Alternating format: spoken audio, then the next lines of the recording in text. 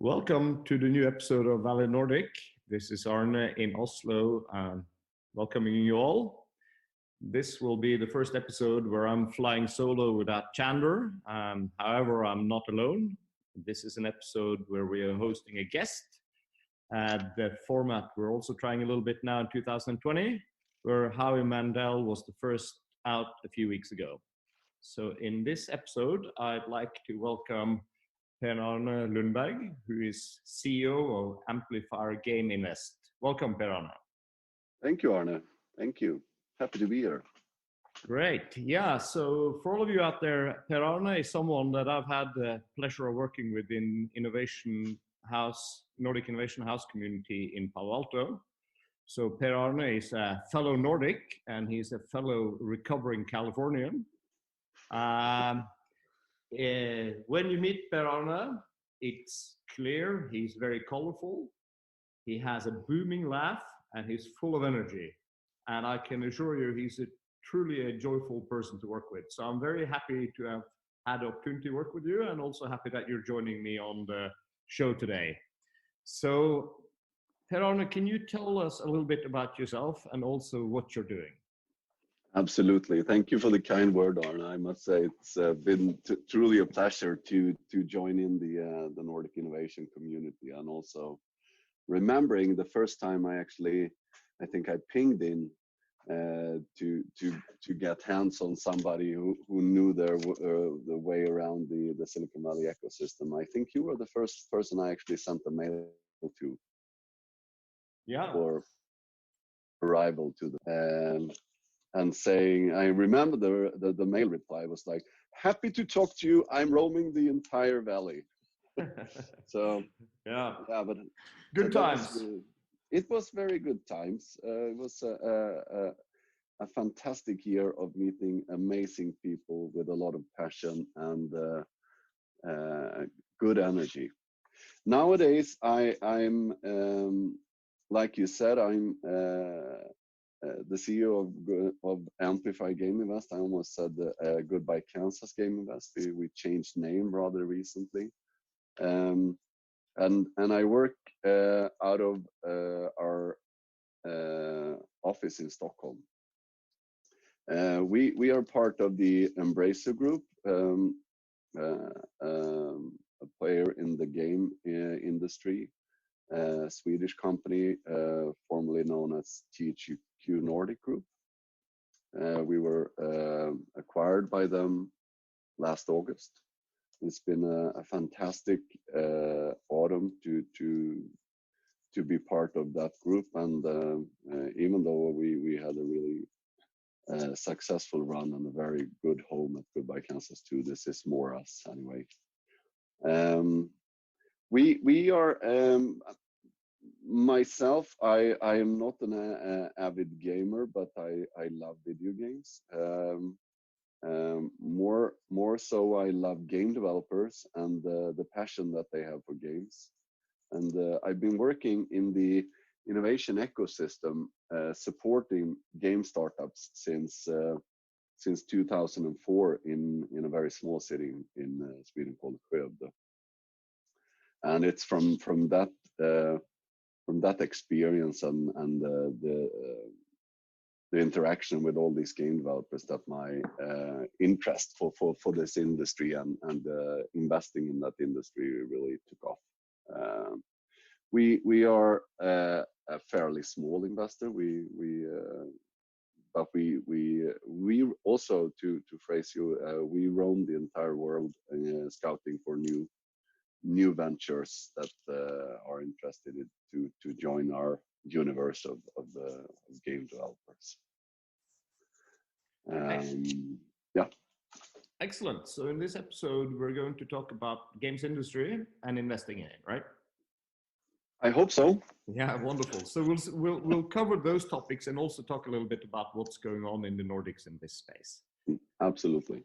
So great. We'll get back to a little bit also how you work and how you invest in the industry. But maybe we should start with like games industry itself. What is it?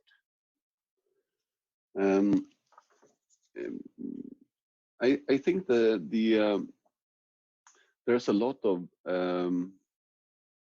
there's a lot of buzz going around the game industry nowadays, but it's actually it's not a new phenomenon. The first games hit the market in early 70s, maybe not in huge impacts, but it's been there for quite some time.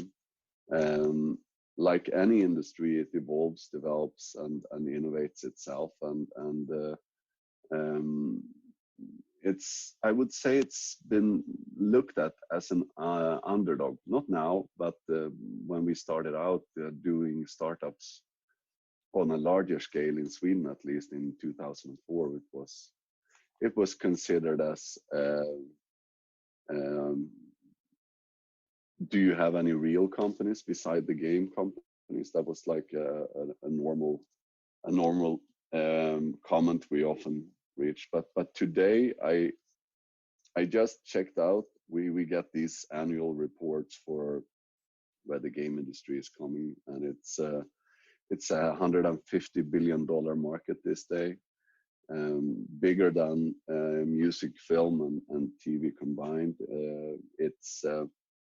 It's of course an industry for entertainment and for the meeting the needs and the not needs necessarily, maybe more the desire of being entertained. One thing I often hear is that people use words gaming, gambling, and it's definitely not gambling. It's not playing for money. It's playing for fun. It's entertainment. It's a global industry, of course, and all the players and stakeholders that any industry normally have in the software industry, and then more, of course. Excellent. And maybe you can also talk a little bit about, the structure of industry and who the players are. How does it work in that sense? Yeah, it's I'd say the easiest way to compare it is like the linearity of publishing a book. You have the authors, you have the publishers, you have distribution chains, etc., and you have a consumer market. So the developers obviously build the games, comes up with what we normally refer to IPs, intellectual property, or also in a larger sense when they are more successful, we talk about franchises, large franchises that you can do sequels and DLCs upon.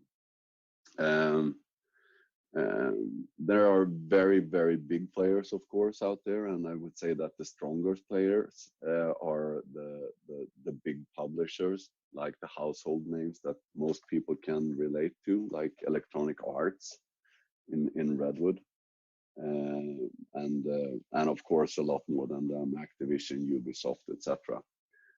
There are also the platform owners and the console owners who also are major players, of course, like Microsoft, Sony, etc. But for PC, it's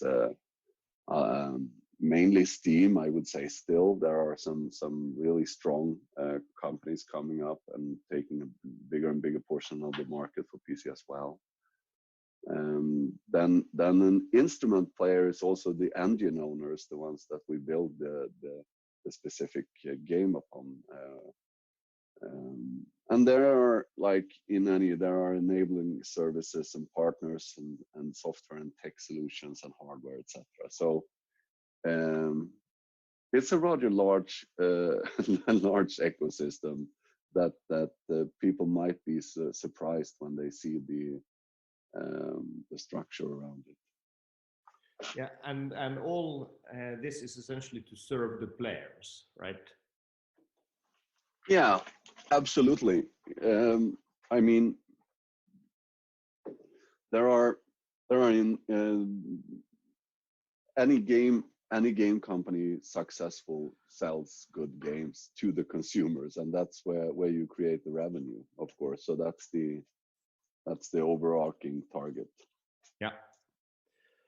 And as you said, there are room for both smaller and larger players in this. So it's about finding a position in this big ecosystem. Yes, yes, there are of course a lot of smaller players, which we normally refer to as indie developers, who are in the early runs. We were normally referring to independent at like not being owned by a publisher.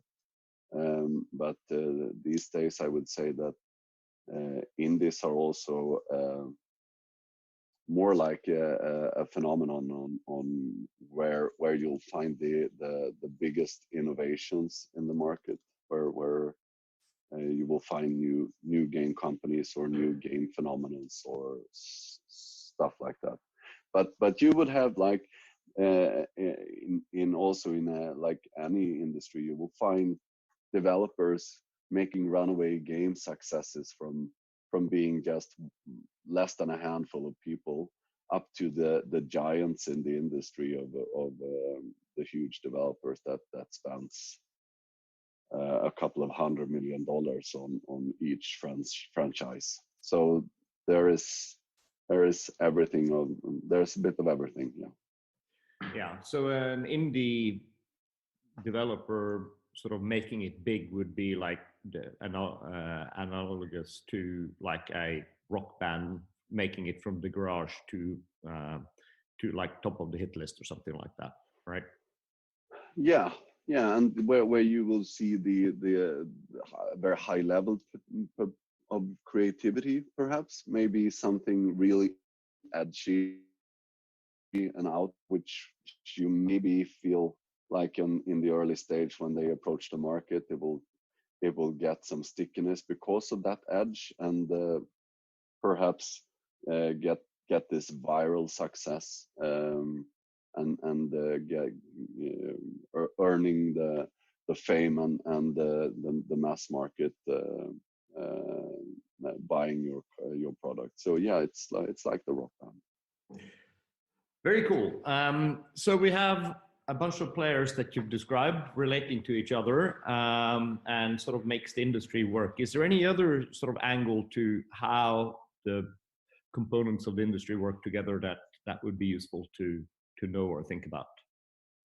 I usually refer it as a nomadic industry. The industry evolves around these huge trade shows, where some of them are targeting the lion part of the exposure and the expo towards the consumers, where the two biggest are E3 in Los Angeles and Gamescom in Cologne. But there are also adjacent to these consumer expos, there are also always B2B gatherings where publishers, who normally is one of the stakeholders who can fund the indie developers games, meet with indie game developers, or where also the market in itself meets and touches base on everything from acquisitions to joint ventures to investments or the release of new games. So that's a different angle of it, I would say, than maybe which is normal. As in just now, the entire industry prepared itself to be in San Francisco for the annual Game Developers Conference. Sadly postponed now by this virus thing going on, but yeah, that was what was next up for us. Yeah. Another thing I would say is that from an investment perspective, I would say that it's an interesting industry because it's a non-cyclic industry, and it's performing rather well regardless of the state, not regardless of the state in the world, but people want to be entertained and amused regardless, right? So it's a fairly strong and stable industry in that way, and growing. So in these times, if the markets are going down, money will be coming to this industry and to gold, huh? Yeah, sort of, I would say so. And yeah, but it's people prioritize being entertained and using their time for good stuff in both good and bad times. It's a way of life. Cool. And in terms of business models in the game industry, there's been some innovation on that front as well over time here. Sure, there's been a lot of different business models out there. Everything from this free-to-play phenomenon, who people call the phenomenon, but now is a very solid and omnipresent business model, I'd say. It's also taken its part of the on the PC market. Normally, there's of course these premium versions that the bigger titles, the AAA titles that we refer to, or maybe any games that you publish over several platforms. And in platforms, we're referring to the consoles like PlayStation, Xbox, Switch, or mobile, or PC, tablet, etc. And for those have a premium product, or game as a service project, which is also coming more and more, of course. But there is a huge variety of business models going, and one thing that I think could be it's not necessarily a huge differentiator with other software related industries, but the business model is more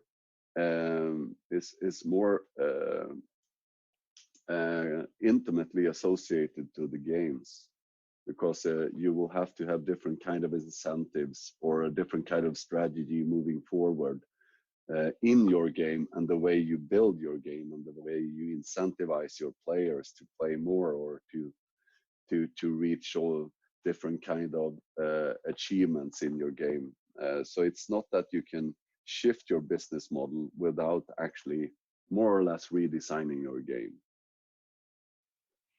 Yeah, this is an interesting fact, and this is more a side comment from my side, being a non-industry expert. But it seems to me from the outside, having looked a little bit at it, that the game industry is one place where behavioral economics is tightly integrated with the business model and the consumer, more so than any other segment that I've seen.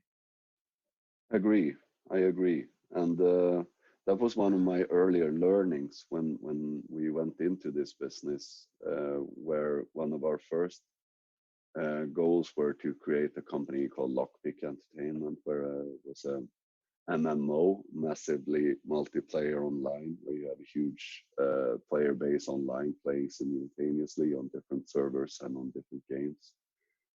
And when our game was ready, this was like, oh, this was like 14, 15 years ago.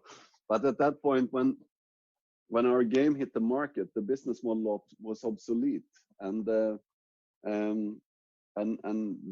from a rather business development perspective, we were a bit naive at that point and thought that, yeah, but let's convert from premium to this free to play. And then we just like opened the box of all these things that has to be re-engineered and redesigned and changed. But this is something that I would say that the industry as a whole has adopted to, and are very agile in that sense, spearheading into how you actually already at design phase when you design your game. And design is not about just the visuals.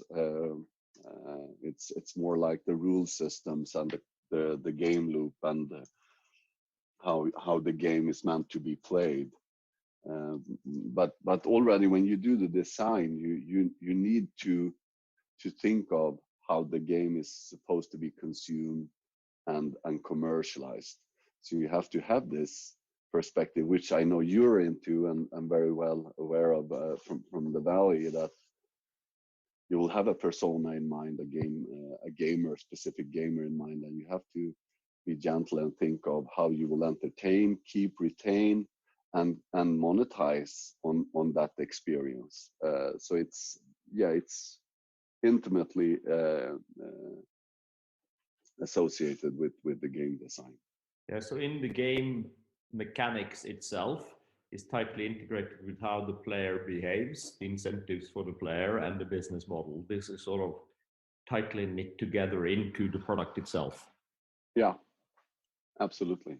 Very good. And you talked about, you know, the type of gamer the game is targeting. This also means then that the industry that's as large as you've described has different segments in both in terms of who they're approaching and how it's being delivered and so forth. And this has evolved over time. How do you slice how you view the industry into segments? Yeah, I would say it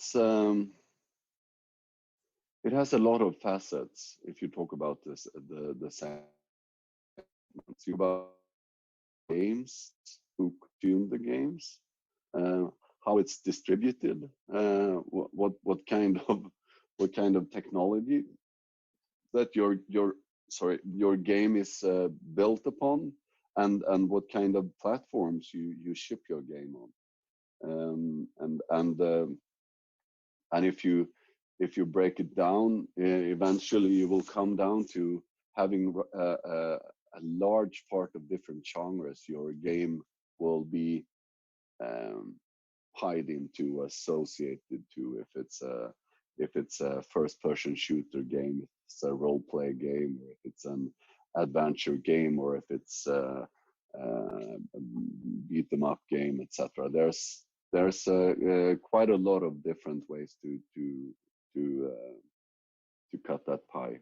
And on top of that, you also have, of course, the geographical target, where you also have to be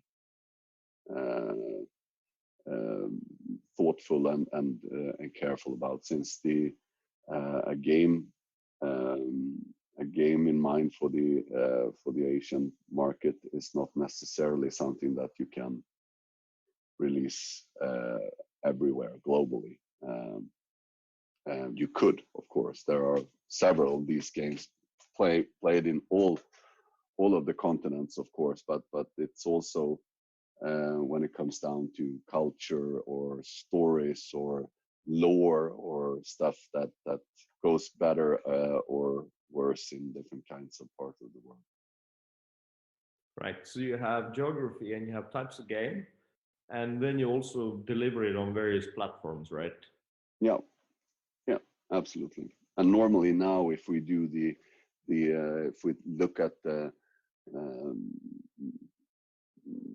global games industry, you normally look at PC, consoles, mobile, tablet as the three pillars, and then you look at the different segmentations of the world: Asia, Northern, Latam, Europe, etc. And then we also do segmentations of how these markets individually perform. And normally one look at the markets from, like in any other industry, but how's the console market in US doing right now, and how is the console market in Europe doing right now, etc. And then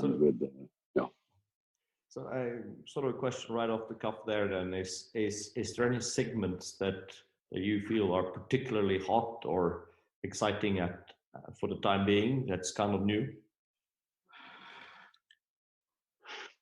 There's a lot of things actually going on in the industry, and I would say that overall it's a fantastic industry. It's growing like unparalleled to any other industry out there, I'd say. The CAGR for game industry, I think, is it's 13 to 19%, just off my head here, but since the last 5-7 years or so, and are still projected to carry on that. Things that are happening right now, that's is of course the next generation of consoles coming out. The cloud gaming or streaming is of course there. That's something that a lot of people thinks and wonders about what that will be. And also the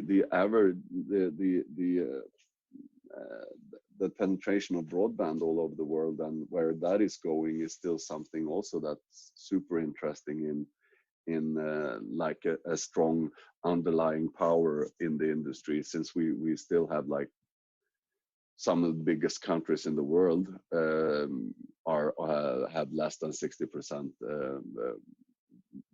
broadband connectivity. So, and that's like more like a democratic right these days to have access to a fast broadband connection. So all of these things are still just driving the industry. Macro trends driving it. Yeah. Cool. All right. That's a good overview of sort of the industry itself. Now, of course, our series of Valley Nordic is about Silicon Valley and the Nordics. And in the games industry, there's quite a set of interesting things in the Nordics going on, and also historically in this space. So that's, since we're both from here in the Nordics, maybe we could discuss that a little bit. So what do you see, like, are the things specific about the Nordics? One thing that always pops up is the high quality and the high quality games, and the innovation that pops out of the excuse me, for coming out of the Scandinavian ecosystem, which is something that's most of the players are actually aware of, I would say. Yep. And that has a long background, and we've actually been talking a bit about that earlier in different kind of ecosystem.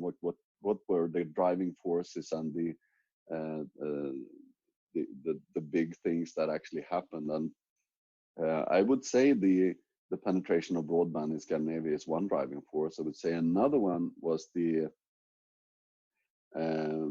how PC was distributed in for instance Sweden during the 90s, where this tax incentive breaks, where you could get access on like a very high-end PC, and you would get it like a gross deduction on your salary. That was a rather large movement in Sweden. That created, together with the first computers on the market with the Amigas and the Commodores, had built up this demo scene in the Nordics, where people met and played and developed games together. So compared to other geographical markets, Scandinavia were like the first movers in that sense, and also as the industry evolved, and it also became like, okay, I can actually make a living of making games. And the first games studios in Sweden started out in late 80s, right? Like 89, 90, 91, 92, and also followed by a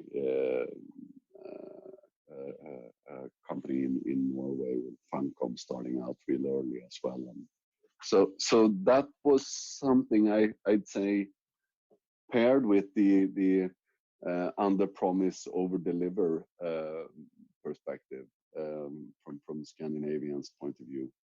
And maybe this might sound real stupid, but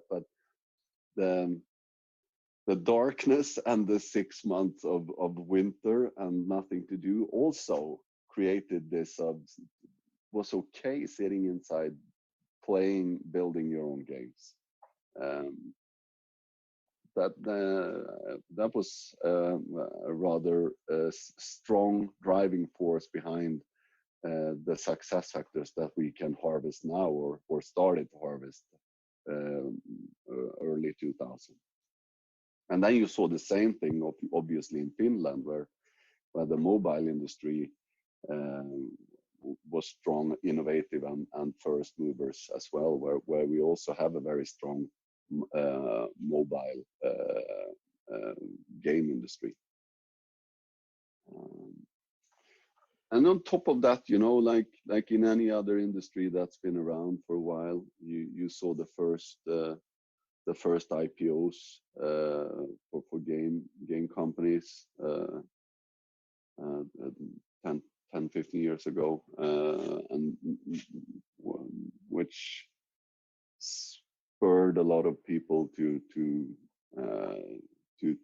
that too, to get your company public and get it that way. Another thing mentioning is also the position of Scandinavia in the world. We understand the entire Western perspective of and share the culture of the huge North America market and the influence of the movie and film industry and that. But we also have this lure of an interesting and mysterious perspective and stories that we can tell that also is interesting for the Asian market. So I'd say that we are pretty strong in that perspective. We are interested for a large variety of consumers for the games that are built here. So one key takeaway from here is really thank God for a crappy weather and dark nights. Yeah, exactly. I'd like to change some of that for a couple of weeks in the California sun. Yeah. So one thing that should be mentioned probably here is that certainly in the mobile gaming space, like 3 of the largest successes in the world come out of the Nordics, where Supercell with Clash of Clans is from Finland, Rovio with Angry Birds is from Finland, and King with Candy Crush is out of Sweden. So these are clearly like big hits on a global scale, and in that sense we can clearly also say that there's also a broader range of successes here, but I would say that the Nordics are overrepresented on a per capita basis in terms of building big successes in the games industry. Absolutely, yeah. And I think also that this is something that also opened up the financial market. You know, when Geely bought Volvo Cars from Ford for $1.2 billion, I think it was. And followed by a year later when Microsoft bought Mojang, a company started 2009, I think. Yeah. For the maker of Minecraft. Yeah, that was like I guess there were a lot of people raised a couple of eyebrows, but in perspective, that must have been one of the cheapest businesses that Microsoft got their hands on, paying $1.8 billion for something that still monetizes like crazy. And of course, following that, the Activision acquisition of King, and also when Tencent acquired Supercell, and a lot more, obviously. That's also a strong force that put the industry on the market for everybody. Yeah, so I would strongly agree with the point that we got off to a good start by being early, and the weather and the darkness and all of that. But I think the ecosystem subsequently, partially the mobile industry in Finland and Sweden, and also subsequently just the fact that there are great examples. One proves to the next one that it can be done, and there's a talent base to build on. And so Absolutely. It's an ecosystem thing more than anything today. Yeah, exactly. Success breeds success. It's like the Swedish tennis phenomenon, or I hate to say it, but the Norwegian cross-country ski team. Yeah, so for our listeners in California or India, Norwegian cross-country skiing is unfortunately much smaller than tennis. Right. All right. So where do you see the action today?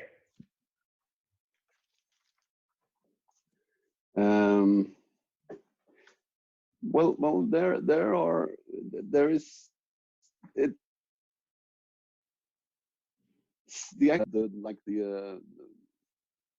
The next gen is of course coming, but I still think that if you look at the game developers, who I'm particularly more interested in, is that more universities starts curriculum for game development, and that was like the the big shift in my hometown, Skövde, where the university back in 2000 decided to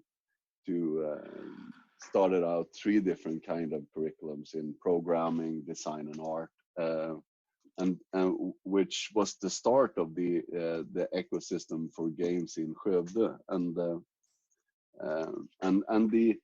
the industry is super strong, I would say, still for the indies, and you will still see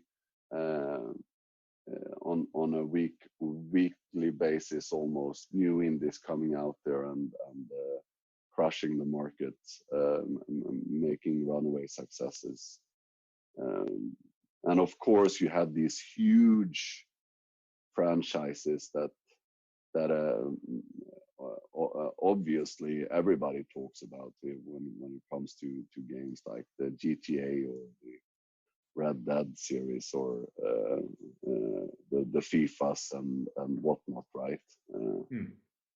There are some, but we for our business, we look into different kind of geographies. But we were looking at tapping into Canada, looking at seeing if we can find some studios on the West Coast in the US. One thing that is happening in the industry, actually it's like a normal perspective in any industry, is that senior splinters leave their companies. Very experienced game developers in their 40s or 50s maybe want to chase their own dreams and build their dream game, and doing a startup of their own, or just seeking out the possibility to work in a small studio and get back to the craft and the trade that they master. And that movement has been rather strong, I would say, for the last year and years. I think that will also carry on. Hmm. Um, Right. Are there any other topics related specifically to the Nordics, relative to the rest of the world, or what's going on that you think we should cover before we go on to talk about how to invest in games? um, yeah, what we've seen is that there's been a couple of course, the entire global ecosystem is trying to tap into the Scandinavian ecosystem, and it's setting up their own shops in Sweden. Mm-hmm. And since there are only so many game developers there, we need to we have the same struggle that any other geography in the world, I'd say, with visas and the pipeline problem of having too few in the industry as a whole to deliver games. So that's something we see. Growing companies and the consolidation of companies, and so we need to find ways to get more people into the game development pipeline by enabling them to get into universities or vocational schools, or even tapping into software development more than we have done so far, where we can find also engineers that could be not so seldom also nurture a thought of building a game rather than building a tech solution. All right. Good. Should we go on to talk a little bit about investing in games? Sure.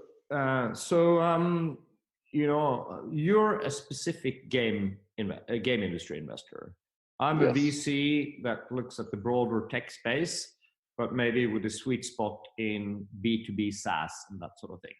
And Yeah. if you look at the VC segment overall, and also when you talk to the Silicon Valley VCs, a lot of them have looked at the games industry, but are typically looking at other things primarily. And there's some sort of skepticism mixed with respect, saying this is a difficult space to invest in. Yet there are obviously very, very big opportunities in this space. So maybe you, being the expert here, can help enlighten us why it's a good place, and particularly sort of starting off with what you look for, and then we can go broader into, you know, how does it work, and how to think about that to have a successful investment strategy. Sure. So I think that well, that was quite a few questions there. Well, let's start with what do you look for? What do you look for? We look for when we invest in companies or acquire companies, we look for teams, obviously, like anybody does. Since I'd say that and then it's basically the creative output that we look for, and the ability to deploy that creativity into a solid production pipeline, actually being able to create what we refer to as original IPs. And with that I mean new IPs, new games coming to the market that could be like the World of Warcraft, League of Legends, or Fortnite, or PUBG, or whatnot for the future. So that's one thing that we look for more than anything else: the ability of create, or have a proven track record of creating successful franchises earlier. And that might not differ so much from the traditional tech investor perspective, rather than but you also look into the teams, of course, as 1, 2, and 3, but we might look at them from a different perspective. We look from the creative, you look from rather the ability of both deploying and execution on their strategy. Make that sense? Absolutely.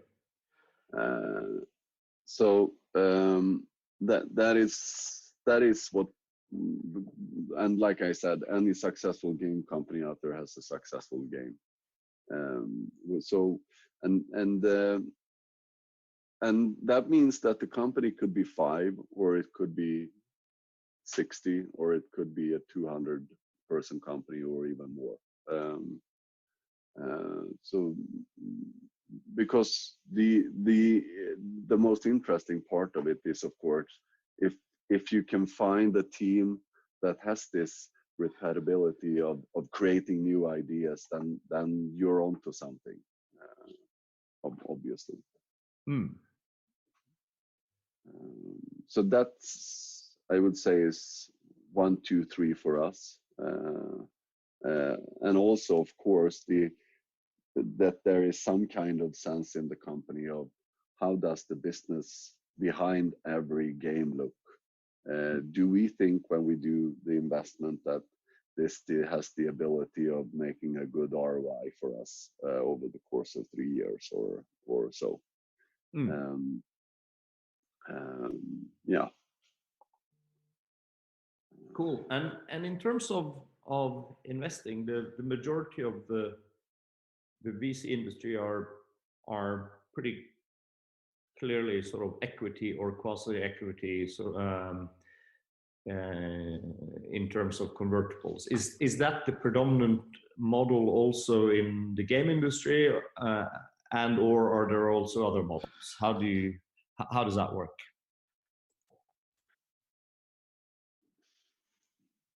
So it's equity is one model, of course, but there are a couple of different kind of models. Normally,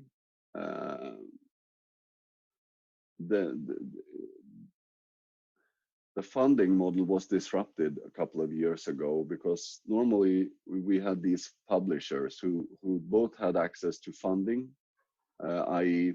paying for the development of the games, and then were in an exclusive capacity of making the games accessible to the market. But then came the digital downloads and the digital storefront, where we turned from brick and mortar stores into more like digital retail or retail everywhere, and that shifted that a bit, that power.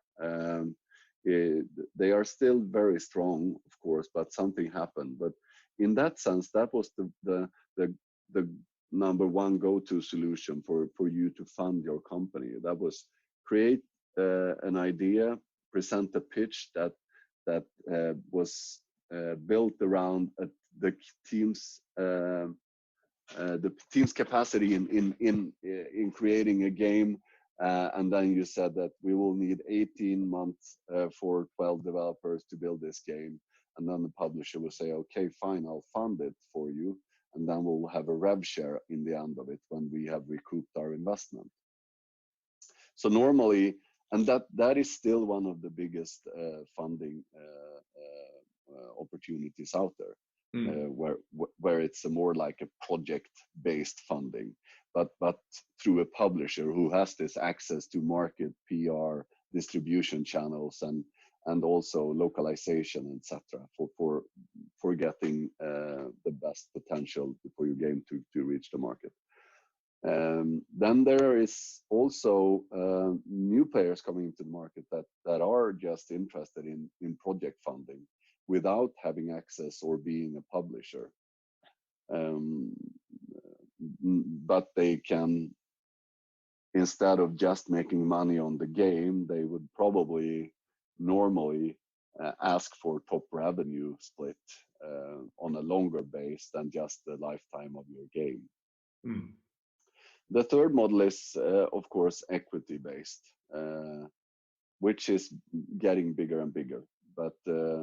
or a full acquisition where we take full ownership and full responsibility to fund the game, and then find different kind of incentives for the employees to get the financial upside on the game. These are more or less the solutions on the market. Yeah, and what do you guys do? Are you like an equity only shop, or do you do a mix, and how do you think about these things? We differ ourselves a bit. We don't buy to sell. We buy to own. We want to make money from the revenues on the games, which means that we don't have an exit strategy at all.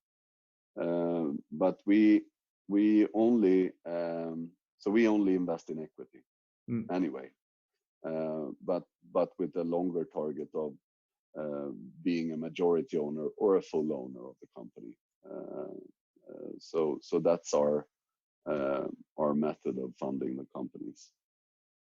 So full acquisition. We recently started up a new model where we bring a new offer to the market, to the people who want to build their dream games but not necessarily want to be entrepreneurs. I mean, and that panned out pretty good for us, I would say. That where we fund the company, own it to 100%, we employ the innovators and the owners of it, and we give them a very good bonus model structure for the employees.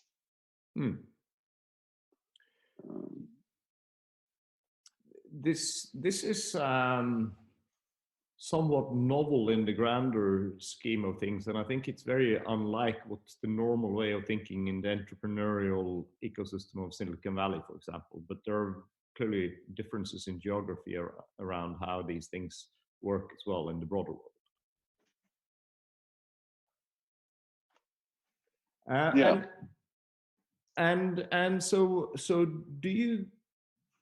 What's the normal way of thinking about games then in terms of, so if you're a traditional VC, you think about building a portfolio. Is that the same thing as a game investor?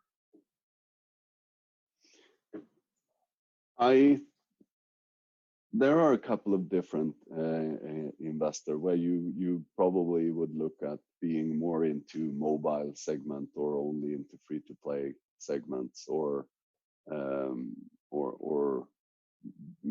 locking yourself down to a geographical market. From our perspective, we are pretty agnostic. We are basically put our portfolio into looking for great teams with the capacity of creating runaway successes, regardless of genre or geographic solutions or geographic markets. But there are definitely different players on the market. We have a very good company in Finland who invest very small stakes, like in more or less every promising game studio on the market, and try to build like an index fund for startups. And then we have the other ones who are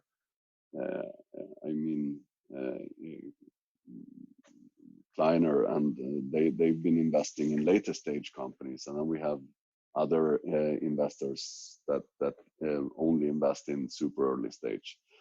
And we try to look for two different kind of investments. If we should narrow it down, it's the seed stage where we look for the unborn stars of tomorrow and invest in them super early. And then there is the more investing in senior splinters that we know have a pedigree on the market, and they have a proven track record of the ability to build successful games. And I think that the big difference here, why people have this skepticism towards the game industry, I don't mind it, because that will mean it's more for us. But I think it's because they haven't been exposed to as many ideas in the game industry, and people tend to talk about it as a hit-driven industry. But it's like anything that you have exposed yourself to 2,000 or 2,000 or 3,000 times, you get this pattern recognition where you see stuff, and when you see those stuff that passes through your sieve of pattern recognition, that creates an itch, and at that point you don't necessarily have to think about, is it mobile or is it PC or is it free to play or is it a small team or an old team or a young team or a big team. It's just like an indicator, something that lights you up. And since the investment in VC industry haven't been exposed themselves that much to this industry, I think that's just a matter of time and numbers of exposures to pitches where you will get the same eventually. Yeah, so I can sort of, I think this VC angle to it is kind of interesting. It might be interesting primarily because because I'm a VC, but it seems to me that the game industry is a very large segment of the tech industry and it's fast growing. So it should really be within the area of opportunity for VCs. Yet I feel I think it's more than feel. It's statistically underrepresented in terms of investment from VC globally.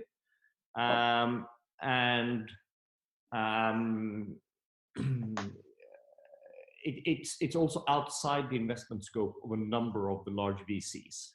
This I feel is particularly the case in Silicon Valley. I think Europe is somewhat more open on the VC side of it. I think and China is a different game altogether.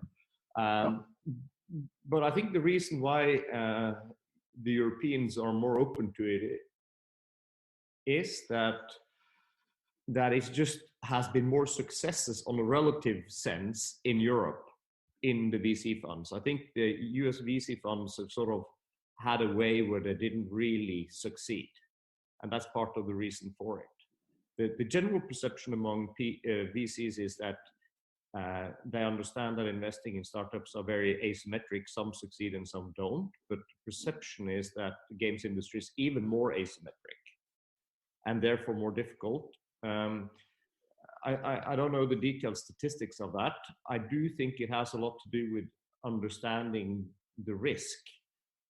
Traditional VC are good at understanding tech risk and go-to-market risk, but they don't really understand content businesses as well as they understand more tech businesses. And I view, although there's clearly a tech element to the games industry, I view it as more a content business than a tech business. And therefore traditional VCs tend to, when they take positions in this, it's more in sort of platform and tooling and than in titles and games. At least that's my view on it. But I think it's partially therefore a mismatch of sort of skill set and understanding more than lack of opportunity. Yeah, absolutely. I totally agree. And it's I would say it's a lack of data set. I mean, there are millions, billions of data points to make your analysis from when assessing and evaluating a game project or a startup. But at that point, there are also other perspectives to take in mind, and that's I mean, if you would invest in a tech startup, then you would look at is the market big enough? Is it a clear demand on it? Can the team execute on time?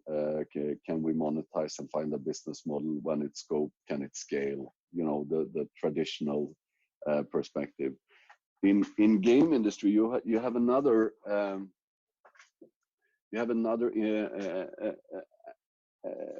disturbant partner on the market, and that is the shipment of other games parallel to yours. Yeah. that you need. So timing is super important in the game industry.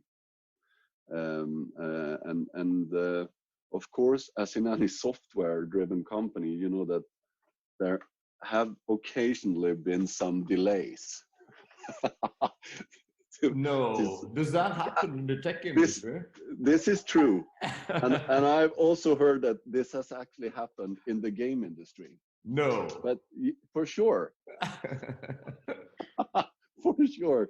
But the implication is not just the funding needed to do an extra round to finalize your software or your game. It's also that you might coincide with another one of the biggest titles of the market that will consume every headline, every discussion on the internet for 3 weeks, which could be like have pretty much a big impact on your business, right? Yeah. And I think that's scary, and that's something that also adds to this notion of it being a hit-driven industry. Well, but I think an interesting thing is that even if it's a hit-driven industry, that doesn't mean it's bad for investment necessarily. It just means that my particular view on this is that you just have to have a good portfolio strategy. And then you have to have enough skill not to be missing the big ones. So let's say, so I think the macro view on this industry is very strong, right? If you had an index fund of the games industry, you would do quite well. But absolutely. But the issue is, of course, that let's say it's more asymmetric. That just means that your portfolio strategy has to be so that you have to have broader exposure. And then, of course, you have to have enough skill that you're not locked out of the best deals. And if you have even more skill than that, you can probably do better than the index, right? Absolutely. But it does require, the less skill you have, the broader your portfolio has to be, and there still has to be enough skill that you actually get in on good deals and not just bad deals. Yeah, I think that putting all your eggs in one basket and being a strategic investor and just saying we will focus on strategy-based games and we'll build a huge community for that, and that will be our. There are some super successful companies in that matter, not necessarily like in the VC, but the perspective of being that, like Paradox Interactive is a classic example of that, obviously. But from my perspective, I rather like the diversity of having a lot of projects in parallel going, with release dates that are coming with a cadence where you can be confident that you have a good a solid investment strategy, picking winners better than others, hopefully, and also relying on that. If you have like 10, 20 companies in your portfolio, and they will, with that cadence, they will meet the market, and you don't put everything in your basket, exposing yourself for the holiday season in 2020, which could be murderous, right? So it's another perspective is, of course, to have this diversity in range, and also when you decide to move into the game industry, you can of course choose to put your money into like you were saying, an index fund or some of the most successful tech funds in the world right now that's been early into the game industry, or you can put your money on the public listed companies and do it there. But you will of course have a good probably outperform on the index. But from our perspective, it's a variety of games coming out on a long-term perspective, and constantly have a lot of products in development, and building your own back catalog of IPs that you also can use as a building franchises for, creating sequels or downloadable content, and constantly feeding your community with these new games. Good. All right. I think we are nearing the end, but sort of rounding off, are there any sort of trends or opportunities that you are particularly excited about finding opportunities to invest in, and that you think will be growth opportunities or exciting from some perspective to be involved in and make money as an investor? First of all, it's about, if you want to be on the consumer end of it and in the entertainment part, then I think you just need to expose yourself to a lot of game developers, and then maybe partnering up with someone who has this ability, or in needs of a larger fund to be able to deploy their own experience and skills. Like you were saying, the traditional VC tends to go towards the tools and the ecosystem, the suppliers to the industry, rather than the game industry development scene. Big things happening is, of course, streaming and cloud gaming. It won't be now. It will take some time. There are a couple of, like 10, 12 companies doing what they can. That's interesting to see how we can build new kind of games that are built natively for streaming services. I'd say mobile is still growing, obviously. You don't have to be an expert to say that.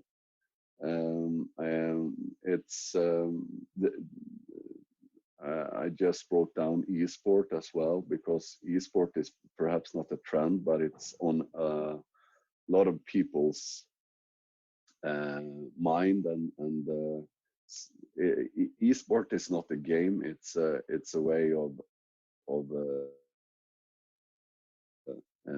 enjoying game, and the entire scene that grows up around esport is very interesting to follow. Everything from the major companies and the major brands starting their own esport teams, and how we consume games in a different perspective. Everything from,